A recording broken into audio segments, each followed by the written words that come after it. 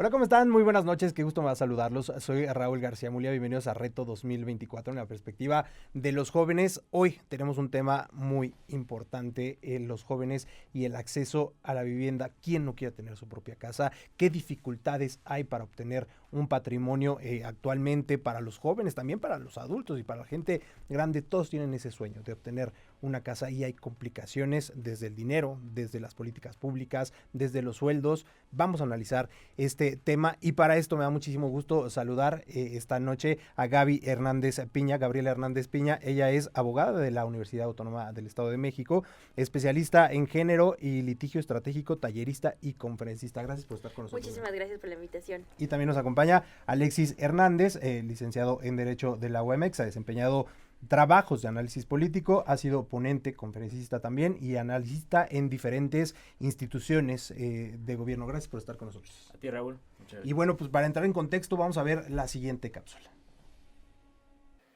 Hay un tema que desde hace décadas preocupa a la juventud mexicana y supone un reto que evidencia los movimientos de la pirámide poblacional, los efectos de la economía y el mercado inmobiliario y las deficiencias de políticas públicas. El 70% de los jóvenes mexicanos no puede acceder a la vivienda por falta de recursos e inestabilidad laboral. Para acceder a una casa, un joven debería ganar aproximadamente 48,000 pesos mensuales, un 643% más del salario mínimo actual. La juventud también enfrenta dificultades para obtener créditos hipotecarios debido a los requisitos estrictos y las altas tasas de interés. Son necesarias políticas públicas efectivas para promover la vivienda asequible y apoyar a los jóvenes.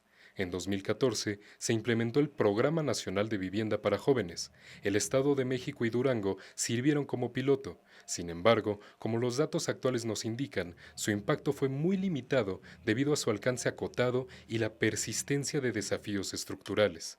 Claudia Sheinbaum, virtual presidenta electa, ha propuesto que en el presupuesto de 2025 se agregue la construcción de hogares para jóvenes mediante dos programas, uno que involucra al Infonavit y otro para jóvenes no afiliados al Seguro Social. Esta situación es un llamado a la acción para abordar las causas profundas de este problema y buscar soluciones que permitan a los jóvenes tener un hogar digno y seguro.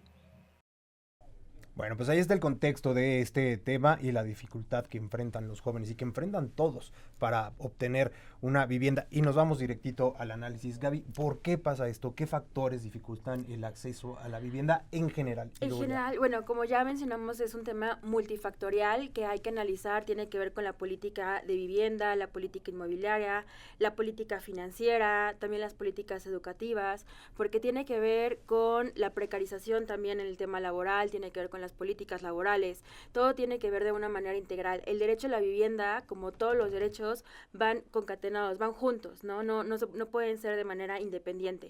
Entonces, si no tenemos el derecho a la educación, a una educación financiera, es difícil que sepamos sacar un crédito hipotecario para conseguir una vivienda. Si no tenemos el tema de una política de vivienda que realmente tenga una visión social, es difícil que el gobierno asuma esta responsabilidad de crear espacios de vivienda específicamente con calidad, o sea, con todos los servicios, transporte, educación, servicios básicos, que esté bien conectado, que no esté tan fuera de la urbanización, ¿no? Que lo que llamamos que está en la periferia.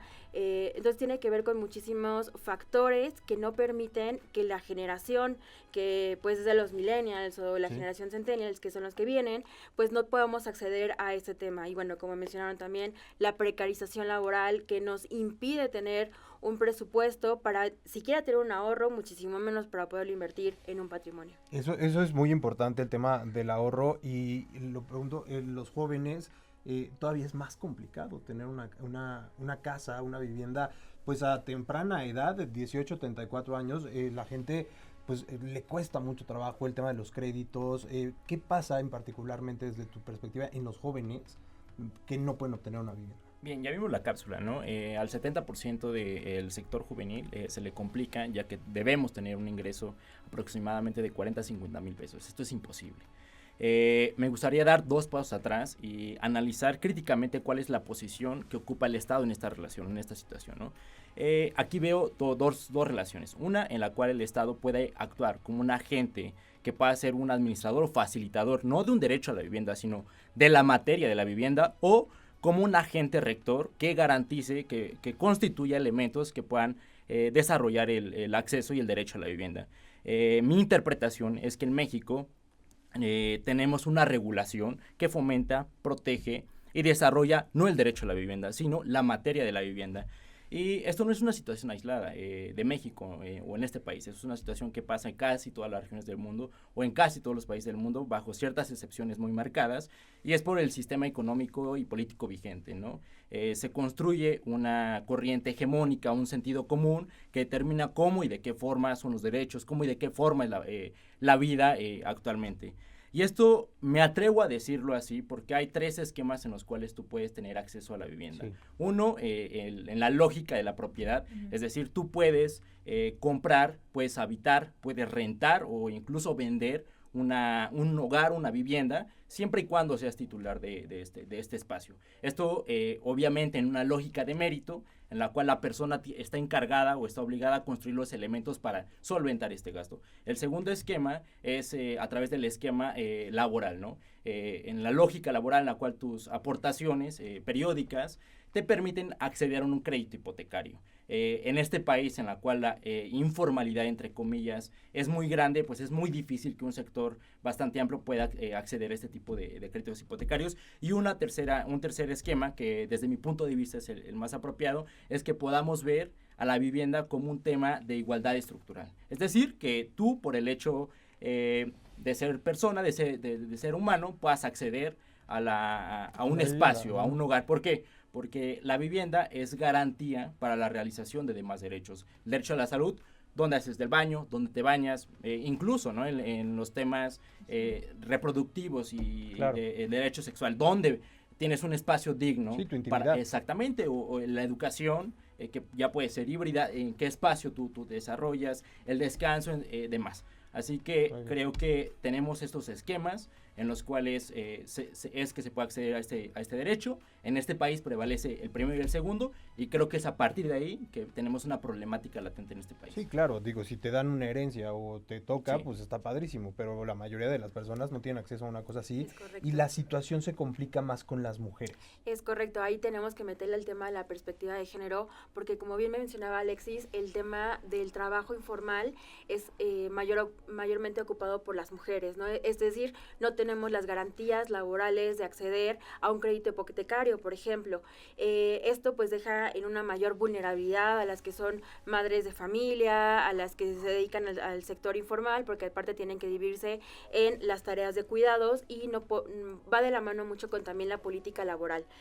¿Por qué las mujeres no se pueden insertar en el mundo laboral? ¿Por qué no pueden acceder a mejores puestos? ¿Por qué no pueden acceder a mejores ingresos? Pues por estas mismas características, ¿no? Y también la planeación urbana, las políticas de vivienda, como bien mencionaba Alexis, tienen que tener una perspectiva no solamente de los derechos humanos, sino una perspectiva de género para analizar cuáles son las necesidades que necesita cada una de las poblaciones, ¿no? Asumir que tanto los hombres como las necesidades de las mujeres son exactamente iguales en el desarrollo del trabajo, de las tareas de los cuidados, de las responsabilidades, pues es obviar que sí hay un sesgo de género en el que se realizan tareas diferenciadas y que no se está tomando en cuenta en estas políticas tanto de la vivienda como inmobiliarias. Y como bien mencionaba también Alexis, pues lo que tenemos es una política inmobiliaria en la que se regulan pues los derechos de las inmobiliarias a construir en ciertos espacios, pero no se está garantizando el derecho de las personas a acceder a un espacio digno. Sí, es muy duro, ¿no? Son políticas nulas, como por encimita, ¿no? Uh-huh. Y la gente para tener una casa, pues endeuda, entra al crédito hipotecario. Te endeudas para toda la vida, 30 años, 28 años, sí, 25 sí. años, pero dices, bueno, ya tengo mi casa. ¿Cómo ves esta perspectiva de los créditos hipotecarios que la gente, pues es a lo que tiene que recurrir? Bien, para mí realmente, y vuelvo a recalcar algo muy importante que dijo Gaby, no existe una política de vivienda, existe una política de inmobiliaria. Creo que esto ha generado una serie de problemáticas que podemos ubicarlas como que es la financiarización de la vivienda, el desplazamiento o este fenómeno conocido como la gentrificación, y esta desigualdad estructural. Uh-huh. si tú no tienes un hogar, difícilmente puedes acreditar la personalidad jurídica para tener acceso a un crédito, ¿no? Así que No, y es engorroso aparte. Sí, acceder a un crédito de por sí ya es inequitativo, porque tú no tienes las mismas condiciones que más personas sí cuentan con una personalidad, con un domicilio, con un historial para poder acceder a cierto historial crediticio, ¿no? Así que esto propicia justamente que no únicamente no puedas acceder a una vivienda, sino que sea imposible también acceder a un crédito hipotecario, aunque el sistema así lo esté ofreciendo, ¿no? Es importante eso, y aparte también las trabas que existen en el tema de los créditos hipotecarios, que los jóvenes pues terminan por rendirse, ¿no? Ya mejor ya no le intento porque... Y no solamente el tema de las trabas, sino los contratos de los que llegan a prestar estos créditos son sumamente gravosos para las personas que llegan a solicitar estos créditos. Tienen tasas de interés del CAT de más del 100%, que es la tasa anualizada de cuál es el costo que te va a representar realmente solicitar este crédito. Digo, como tal, los créditos no son una mala idea porque lo estás difiriendo a un plazo extraordinario, ¿no? A 30 años, lo decías, pero vas a tener un patrimonio. El problema es de que ahorita las tasas son muy variables, los ingresos están muy precarizados, las condiciones laborales no te dan para poder tener uno o dos más trabajos, los ingresos, las políticas fiscales también son muy abusivas con el tema del ISR. Hay una cuestión muy inequitativa en el cobro de los impuestos. A veces tenemos que pagar doble impuestos sobre algunas cosas, aunque no debería ser. Entonces existe todavía mucha regulación que se debería hacer para que fuera, uno, más fácil acceder a estos créditos. Dos, creo que también parte de estas políticas sería muy importante que antes de que tú accedas a un crédito tengas el acceso a una información y una educación financiera, porque muchísimas personas acceden a estos créditos y se terminan endeudando por montos no tan grandes, ¿no? Hasta pueden ser por 50,000, 70,000 pesos, y terminan con unas deudas enormes de que si se les da una mensualidad tienen que estar pagando y... Sí, no, les pueden hasta quitar la casa, se ¿no? vuelve una tienda de raya en el que se violan todos sus derechos laborales. Bueno, pues vamos a hablar más adelante de este tema y del tema también de los sueldos, porque a veces no alcanza para comprar una casa. Entonces, y bueno, uno de los factores que influyen también en la dificultad de acceder a una vivienda es el tema de la gentrificación. ¿Crees que afecte ese tema? Demasiado. Es un fenómeno que ha marcado tendencia en los últimos 15, 20 años en México. Lo hemos visto bastante presente en ciudades como Mérida, como la Ciudad de México, como Monterrey, Guadalajara, en los cuales pasa esto, ¿no? Se cambia la dinámica en las cuales cierto grupo de personas con una mayor adquisición presupuestal o económica vienen a imponer una forma de vida y desplazan justamente un tipo de cultura, un tipo de costumbre, un tipo de forma de cómo se desarrollan las actividades en una comunidad. Esto termina alejando a todas las personas originarias de esa zona, pues a habitar en las periferias, y a las que son dueñas o que son propietarias de la vivienda en esas zonas, pues les sea imposible una forma de vida porque no tienen la adquisición presupuestaria para pagar las satisfacciones y necesidades vitales, ¿no? Es un fenómeno que va a estar en auge. Sin embargo, creo que estamos a tiempo que esto pueda preverse.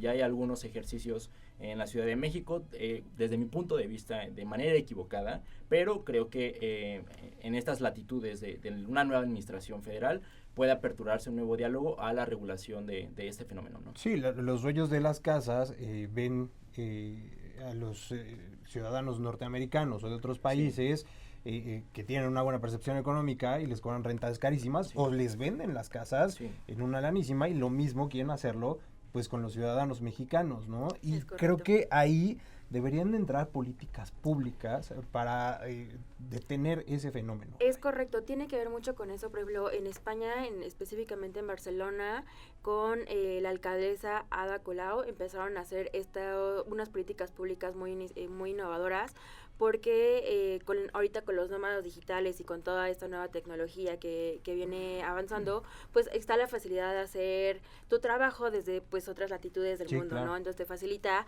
ganar en euros, ganar en francos, ganar en otra moneda, dólares y pues gastar en pesos mexicanos, que obviamente te rinde muchísimo más el dinero, tienes una calidad de vida muchísimo más accesible, con mejor clima, con ciertas condiciones, sus bemoles, ¿no? Obviamente. Claro.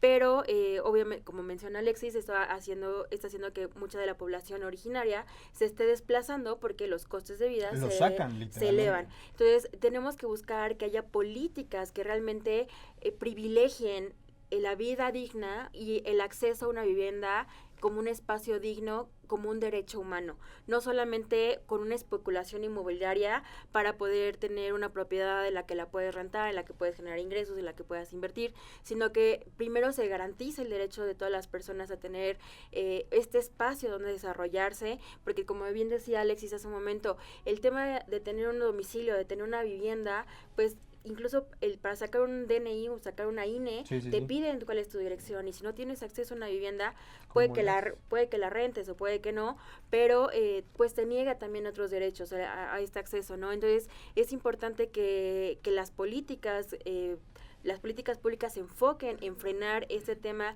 no es para fomentar una xenofobia, pero sí para generar ciertas limitantes de que los precios de ciertas viviendas, de ciertas zonas residenciales no se puedan exceder de ciertos costes para no desplazar a la población. Sí, eso es importante. Y bueno, esto en tema de políticas públicas para la gentrificación, pero Alexis, nos hablabas en el bloque pasado del tema de la falta de políticas públicas. ¿Qué implementarías tú directamente a nivel general en el país? Primero, creo que debemos tener un enfoque de sustitución, de sustituir lo que es la política inmobiliaria por una política de vivienda. Considero que hay una incluso equivocada interpretación del derecho. Gaby hace un momento mencionaba la relación que hay entre una persona que tiene un domicilio para que pueda acreditarse con una identificación. Incluso organismos internacionales, la Corte Interamericana ya se pronunció al respecto, sobre una persona en situación de calle que no podía ser sancionada por hacer del baño, ¿no? Hacer necesidades básicas. Evidentemente el derecho le protege porque no tiene un domicilio en el cual satisfacer necesidades básicas, pero finalmente no le cubre la necesidad primaria de tener un hogar. En México, aquí volviendo en el tema de la DNI, igual, ¿no? Los organismos ya se pronunciaron al respecto. No se te puede negar la acreditación de tu identidad aunque no tengas un domicilio. Finalmente el derecho tiene esa visión liberal que te garantiza narrativamente o de una manera muy romántica el acceder a cierto derecho, pero lo primordial, la base, el origen que fundamenta a que no tengas acceso a esos otros derechos es la vivienda. Así que creo, desde mi punto de vista, debemos cambiar ese enfoque, el enfoque de una política inmobiliaria por una política de vivienda y que el Estado sea el eje rector para garantizar el derecho a la vivienda y no que garantice el cumplimiento de una materia. Sí, no por cumplir nada más. Hablábamos de las políticas públicas, pero hace un momento abordábamos también, hacen falta políticas públicas, pero hace falta dinero.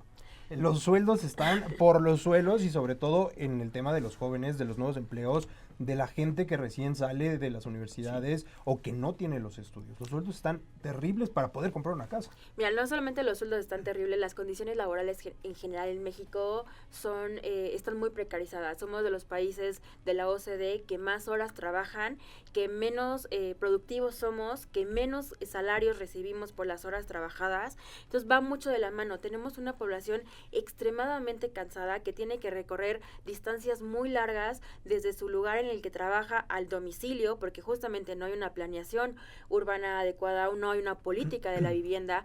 Mandamos el tema de las viviendas a la periferia y volvemos a hacer ciudades dormitorio, en el que las personas nada más llegan a dormir, pero tienen que salir de su domicilio a las 5, 4, 6 de la mañana, tomar un transporte público de 1, 2, 3, 4 horas a llegar a un lugar en donde le van a pagar un salario que no le va a alcanzar para ni siquiera asegurar su vivienda, sus derechos básicos, y de regreso va a ser una odisea de la misma sintonía, ¿no? Entonces tiene que trabajarse de manera integral, ¿no? Porque también ahorita las políticas que mencionaban en la cápsula, que la próxima presidenta, la doctora Claudia, encabezaba, pues tienen que ver mucho con el tema del Infonavit, ¿no? Que es para el sector formal que tiene el derecho a la vivienda. Y se están pensando nuevas dinámicas para las personas que están en el sector informal, pero no solamente es pensar nuevas dinámicas para la vivienda, sino para que tengan una vida digna, Claro. que vaya de la mano con el tiempo, con la calidad de vida, con el transporte, con el acceso a la vivienda, con el acceso a los alimentos, con el acceso a la salud, a la educación y a todos los servicios básicos en una ciudad habitable, que también es algo que marca la ONU como un tema que tenemos que garantizar. Es importante eso y a veces esta frase de no vives para trabajar o trabajas para vivir, que aplica para todos y pagas renta, pagas, no sé, colegiaturas, cable, luz, los servicios de streaming. ¿En qué momento te queda un presupuesto para poder adquirir una casa? Pero no todo es malo. También se puede, ¿no? Cumplir este sueño de tener una casa, de adquirir un patrimonio. Alexis, ¿cuáles son los puntos buenos que ves en el acceso en la vivienda? Mira, no quiero ser fatalista, pero creo o de que... plano no. No quiero ser fatalista, pero en mi análisis creo que se está gestando la primera generación que no va a tener un hogar, que no va a tener una casa propia. Hay un estándar internacional que marca para que tú puedas satisfacer tus demás necesidades sin que te veas involucrado en un desgaste económico, es que el 30% de tu ingreso económico pueda ser para la vivienda. Aquí en México lo vemos compartido en la cápsula. Para comprar una vivienda necesitas un presupuesto de 40 a 50 mil pesos. Para la renta de una vivienda, aproximadamente más de 5 mil pesos. Esto involucra que el sector poblacional está aportando más del 50% de su ingreso periódico para satisfacer una necesidad de vivienda. Por supuesto que podemos aperturar nuevas líneas de acción, se puede aperturar una nueva perspectiva de cómo vemos este derecho. Me preguntaste cuáles son los puntos positivos de tener una vivienda. Creo que la vivienda es el origen para la satisfacción de demás derechos. Si no se tiene una vivienda digna, en la cual puedas tener acceso a servicios, acceso a cierto tipo de transporte o acceso a una cercanía con tus diferentes dinámicas o actividades de vida, es imposible que tú como humano puedas satisfacer una vida con un buen estilo de ¿no? vida, sí, claro. Y el derecho es el principal derecho, ¿no? Una casa en donde vivir, donde hacer tu vida, ¿no? Es importante. Algo, si me permites también claro. decirlo, estas generaciones, como lo marcaba Gaby, vienen marcadas, ¿no? Por una corriente quizá ideológica de representación o identidad, pero poco estamos observando o poco estamos volteando nosotros como generación a ver las condiciones materiales que nos rodean. Y justamente este tema de la vivienda es uno de los temas que poco están en la agenda pública, y creo que este espacio que nos convoca el día de hoy es muy importante para acercar cada día más voces a este tema que puedan darle una perspectiva diferente. Justo, así como lo dices. Nos quedan pocos minutos, Gaby. ¿Cuáles son los puntos positivos que ves para adquirir una vivienda, o cuáles son las aristas o el caminito por donde? Pues yo creo que una de las alternativas de las que poco se habla, que también la legislación está un poco endeble, pero que hay que fortalecerla, tiene que ver con las cooperativas de vivienda. Hay que apostarle a que nosotros como ciudadanos podemos organizarnos, podemos invertir en generar nuestras propias viviendas, en generar una comunidad, en generar un tejido social, que es lo que se está perdiendo. Entonces creo que podríamos apostar por ahí. Perfecto, pues muchísimas gracias por estar con nosotros, Gaby y Alexis. Gracias por estar con nosotros en Reto 2024. Nos vemos el próximo lunes analizando temas de la agenda entre los jóvenes. Muchas gracias por estar con nosotros. Que estén muy bien. Hasta pronto.